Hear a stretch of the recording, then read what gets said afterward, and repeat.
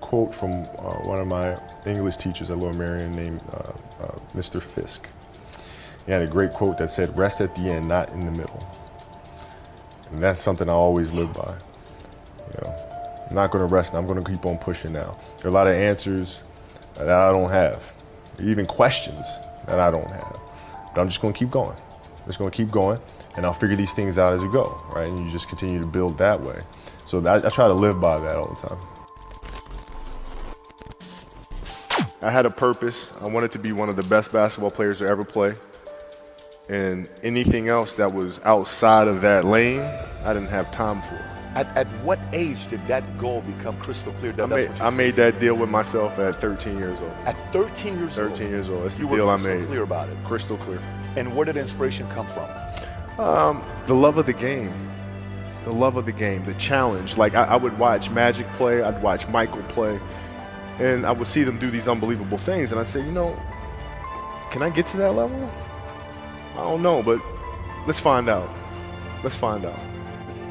You know, I had a summer where I played basketball when I was like 10 or 11 years old, and here I come playing, and I don't score 1 point the entire summer. I remember crying about it and being upset about it, and my father just gave me a hug and said, listen, whether you score 0 or score 60, I'm gonna love you no matter what. Wow. Now that is the most important thing that you can say to a child. Because from there I was like, okay, that gives me all the confidence in the world to fail. But to hell with that, I'm scoring 60. From there I just went to work. I stayed with it, I kept practicing. I think that's when the idea of understanding a long-term view became important. Because I wasn't gonna catch these kids in a week. I wasn't gonna catch them in a year, right? So that's when I sat down and said, okay, this is gonna take some thought. All right, what do I want to work on first? All right, shooting. All right, let's knock this out. Let's focus on this. Half a year, 6 months, do nothing but shoot.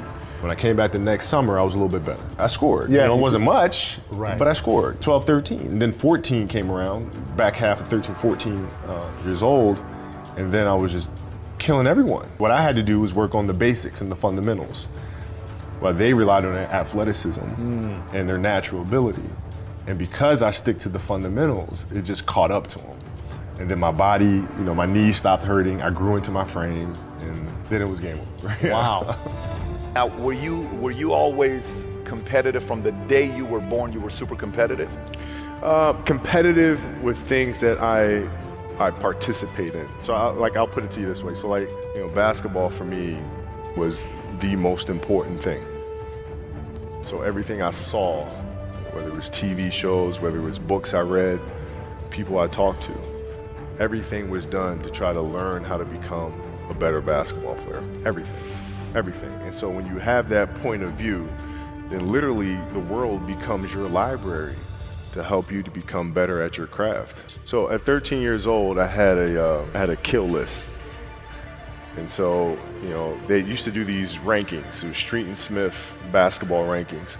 And I was nowhere to be found because I was like 6'4", scrawny, like 160 pounds soaking wet. So I was like 57 on the list. And so I would look at 56, 55, all the way up to number 1, who these players are. I got to hunt them down, right? And so that became my mission in high school, is to check off every other person, all those 56 other names, hunt them down and knock them down. So I would size you up and see what your strengths and weaknesses are. How do you approach the game? Are you silly about it? Are you goofy about it? Are you good at it just because you're bigger and stronger than everybody else? Right? Or is there actually thought and skill that you put into it? Right? And when I'd play to my weaknesses. I always work on the things during those games that I was weak at. Left hand, pull up jump shot, post game. Right? So I have a strategy. Yeah. What was really your work ethic like, and for how long did you stay disciplined? I mean, every day. I mean, since 20 years. It was an everyday process and trying to figure out strengths and weaknesses. For example, jumping ability. Man, my vertical was a 40, it wasn't a 46 or a 45. My hands are big, but they're not massive. Right? So you got to figure out ways to strengthen them so your hands are strong enough to be able to palm a ball and do the things that you need to do. Quickness, I was quick, but not insanely quick. I was fast, but not ridiculously fast. Right? So I had to rely on skill a lot more. I had to rely on angles a lot more. I had to study the game a lot more. but I enjoyed it though. So like from the time I can remember when I started watching the game, I studied the game, and it just never changed. Well, what does losing feel like to you? It's exciting because it means you have different ways to get better. There's certain things that you can figure out that you can take advantage of, right? Certain weaknesses that were exposed that you need to shore up. But the hardest thing is to face that stuff. You got to look at the reality of the situation. You know, like for me, it's not, you kind of got to get over yourself, right? And then after that, it's okay, well, why did those air balls happen? Got it. I didn't have the legs. So I look at it with rationale and say, okay, well, the reason why I shot air balls is because my legs aren't there. I go, well, next year they'll be there, right? I got to get stronger. You have to do the hard stuff and watch that game and study that game to not make those mistakes over and over again. You got to deal with it. Face it. Got to deal with it. Face it, learn from it. And it sucks to lose. Right. You don't want to have that feeling again, do you? Right? So you got to really study it, face it. And not to say you'll win the next time you face it, but at least you'll give yourself a better chance. Yeah. It's an obsessiveness that comes along with it. You want things to be as perfect as they can be, understanding that nothing is ever perfect. But the challenge is try to get them as perfect as they can be. And what can you do? It's in your control. So control what you can. I don't know if that's what you call the Mamba mindset, but how did you develop that? And when did it start? It started in middle school and high school. Because a lot of the kids that I was playing against were inner city kids. And so they're looking at me as if, okay, this kid's soft. They felt like they could try to be physical or try to intimidate me and do all this other stuff, which they couldn't, right? Trying to attack me, how am I going to attack you? How can I mentally figure out ways to break you down? How can I show you that, no, I have the edge? And what would you do to mentally break people down then? One of the things I would do is while everybody would be at the cafeteria work, eating and doing all sort of stuff, I just go back to the gym. And so that was my way of showing them, you're not going to outwork me. Wow. I see a lot of players take vacations with other players that are close friends. And we'll just take vacations just to take vacations or just hang out just to hang out. Like I never did that. But Why it was a not choice. though? Why didn't you do that? Well, because when I retire, I didn't want to have to say, I wish I would have done more. I don't want that. I played games with the flu. I played games with 102-degree fever, man. And we had a game against Toronto in 2000.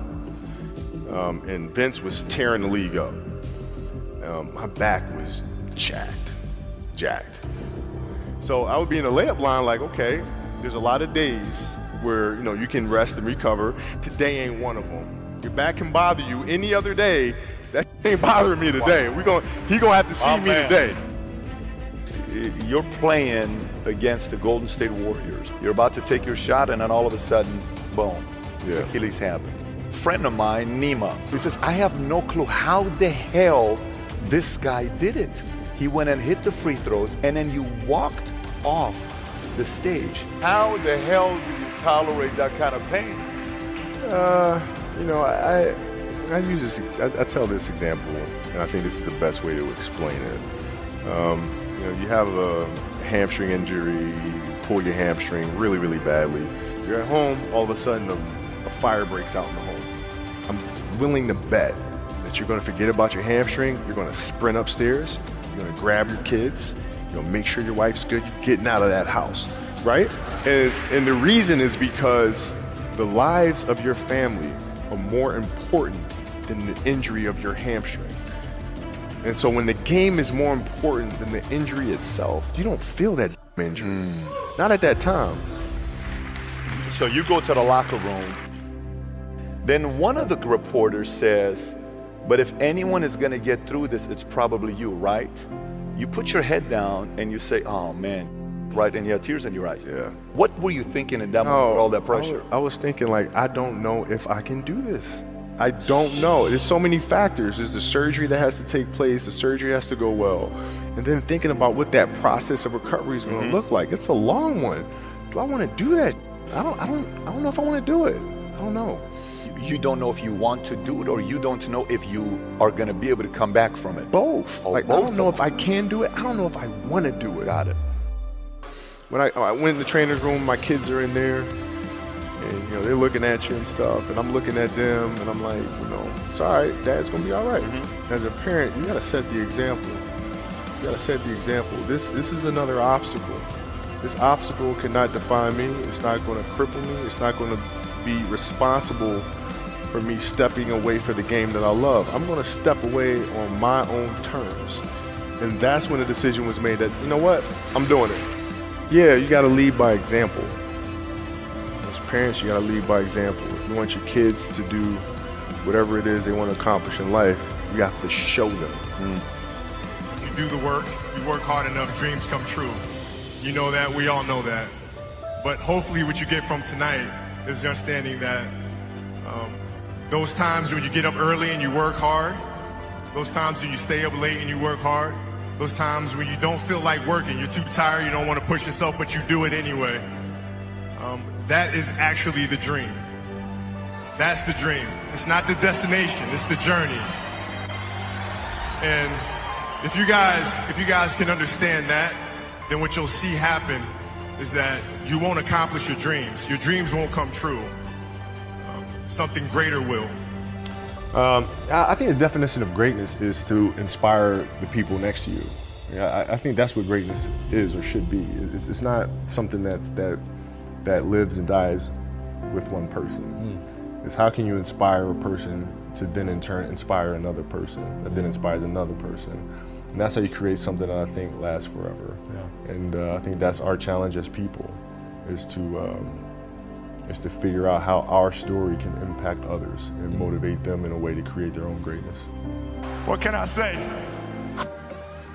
When you have a dream, the one thing you have to watch out for are those out there that will try to crush your dream. You cannot allow that to happen. That is your biggest challenge. So I challenge you to have your dream, go after it with all you have, and be legendary in your own right. 11 years old, my daddy told me, go get yourself a wife or you'll be lonely. Once I